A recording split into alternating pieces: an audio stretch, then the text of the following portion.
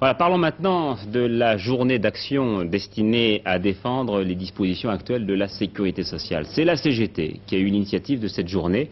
On a pu voir quand même de ci de là quelques fédérations de la CFDT s'y associer.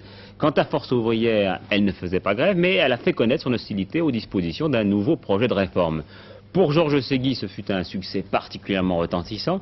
Georges Segui qui va proposer dans les jours à venir une concertation avec les autres syndicats pour poursuivre l'action.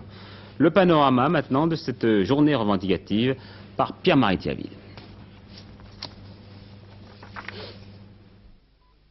Pour cette journée d'action et malgré la diversité des mots d'ordre syndicaux, la vie économique du pays, comme ici à Marseille, a tourné au ralenti. Perturbations dans la distribution du courrier et la circulation des trains, baisse de production de 20 à 40% à l'EDF avec des coupures de courant, surtout le matin, problème de nettoiement et bien sûr de circulation automobile.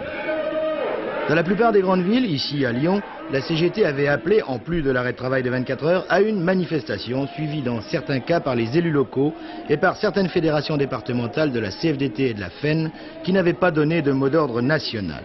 Partout, le même mot d'ordre, défense de la sécurité sociale, non au ticket modérateur. La plus importante de ces manifestations, la voici ce matin à Paris, entre la Nation et la Gare de l'Est. Là aussi, malgré l'accord de fond sur le refus du ticket modérateur, c'est la seule CGT qui fournissait l'essentiel du défilé.